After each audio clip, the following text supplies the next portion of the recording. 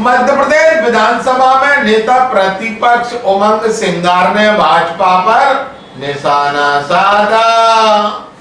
मध्य प्रदेश विधानसभा में नेता प्रतिपक्ष उमंग सिंगार ने प्रदेश की डॉक्टर मोहन यादव सरकार को घेरते हुए कहा है कि 11 साल से लोकायुक्त में भाजपा के मंत्रियों और उनके समर्थक अधिकारियों के भ्रष्टाचार की फाइलों के प्रतिवेदन दबे हुए हैं, लेकिन अभी तक सरकार ने उसे विधानसभा के पटल पर नहीं रखा। यही नहीं, सरकार श्योपुर जिले के विजयपुर विधानसभा का उपचुनाव षड्यंत्र करके जीतना चाहती है। सरकार ने षड्यंत्र पूर्वक वन विभाग के ही उप सचिव किशोर कान्याल को श्योपुर का कलेक्टर बनाकर भेजा है। ऐसे में कैसे मान ले कि निष्पक्ष चुनाव लड़ा जाएगा?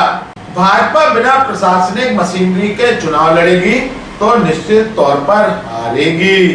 इसलिए उप नेता हेमंत कटारे ने चुनाव आयोग को इसके बारे में शिकायत की और श्योपुर कलेक्टर किशोर कान्याल को हटाने की मांग की। उन्होंने कहा है कि प्रदेश में भ्रष्टाचार के मामलों पर डॉक्टर मोहन यादव सरकार मौन है।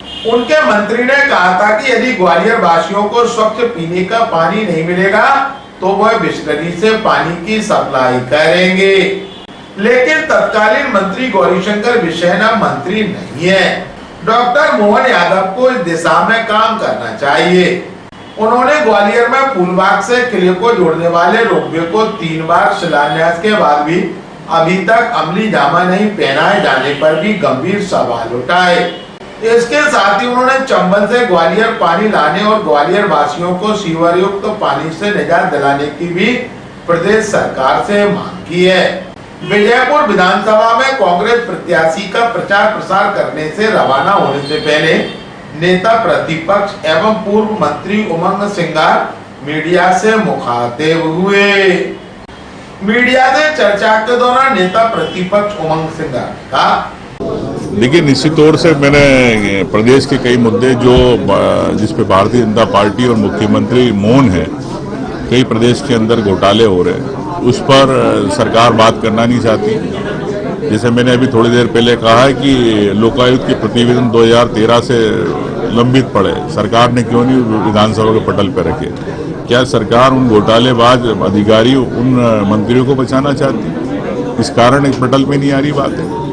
सरकार ऐसे यहाँ पे कलेक्टर की नियुक्ति करेगी निर्वाचन के अंदर, जो उप सचिव वन विभाग में था वही मंत्री वन विभाग के, उन्हीं का चुनाव करा रहे। तो ये एक सुनियोजित सरकार की साजिश है कि किस प्रकार से चुनाव को अपने पक्ष में करने के। तो उस पर हमारे उप नेता हेमंत कटारे जी ने भी आवेदन दिया है और रिटर्निंग ऑफिसर के खिलाफ कार्रवाई हुई और निश्चित तौर से हम चाहेंगे कलेक्टर के खिलाफ भी कार्रवाई हो।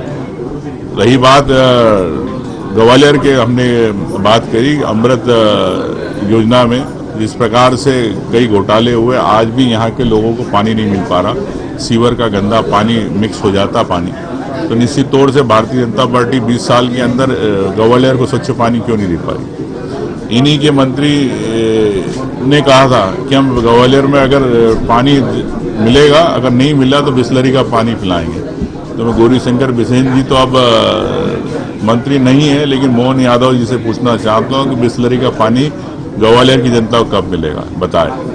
दूसरी बात, चंबल से पानी कब आएगा? 20 साल हो गए, क्यों नहीं पानी आया? रोपवे की बात करिए, रोपवे जो पर्यटन यहाँ पर इतने हजारों पर्यटक आते हैं, तो रोपवे को लेके सरकार ने क्यों उस पर रोक लगा रखी? 3 बार शिलान्यास हो चुका, क्यों रुका हुआ? किसके कारण? किसके परिवार के कारण? क्या किसी की प्राइवेसी निजता भंग हो रही है? तो ये सब मेरे सवाल है।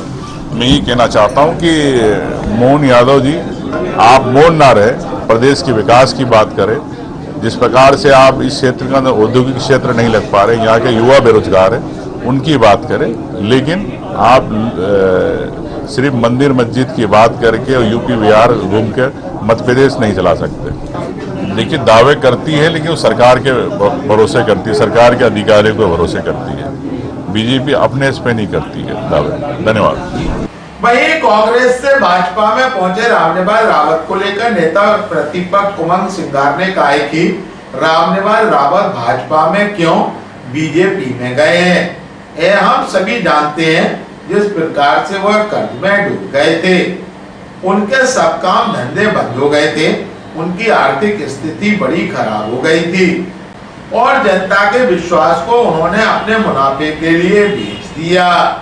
निश्चित तौर पर जनता इस बात को समझती है कि जो बिकाऊ होता है वो टिकाऊ नहीं होता। इसलिए मैं समझता हूं कि इस विषय पर जनता उन्हें घर जरूर भेज देगी। उन्होंने यह भी कहा कि ऐसा तो मुझे भी ऑफर आया था, मुझसे कहा गया था कि 50 करोड़ रुपए ले लो और कैबिनेट मिनिस्टर बन जाओ, लेकिन मैं नहीं बिका। मैं समझता हूं कि जनता जो आपको चुनाव जिताती है उसके प्रति आपकी जवाबदारी होती है और उसके प्रति आपकी ईमानदारी होती है, और जो बिक जाते हैं वह कैसे बाहर हो जाते हैं यह आप सभी को पता है। यह जनता है, जनता से बड़ा कोई नहीं है निर्णय लेने में। मीडिया से चर्चा के दौरान नेता प्रतिपक्ष कांग्रेस उमंग सिंघार ने कहा, देखिए ऐसा है कि रावत जी क्यों गए आप सब जानते हैं कि जिस प्रकार से वो कर्जे में डूब गए थे, जिनके पंप है बाकी चीजें सब उनके कर्जों में आ गई थी, तो आर्थिक स्थिति बड़ी खराब हो गई थी रावत जी की और जनता के विश्वास को उन्होंने बेचा। निश्चित तौर से जनता इस बात को समझती है कि जो बिकाऊ है वो कभी टिकाऊ नहीं होते। इसलिए मैं समझता हूं कि विजयपुर की जनता उन्हें घर भेजेगी। देखिए मैं आपसे यही कहना चाहता हूं कि वैसे तो मुझे भी ऑफर आया था कि 50 करोड़ रुपए ले लो, आप कैबिनेट मिनिस्टर बन जाओ, तो मैं नहीं बिका। तो ये मैं समझता हूं कि जनता जो आपको चुनाव जिताती है उसके प्रति आपकी जवाबदारी होती है, उसके प्रति आपकी ईमानदारी होती है। तो अब जो बिक जाते हैं वो कैसे बाहर हो गए, कई लोग आपको पता, कई मंत्री हार गए, कई विधायक हार गए चंबल के अंदर। तो ये जनता है, जनता से बड़ा कोई नहीं है जो निर्णय करने में निर्णायक रहता है।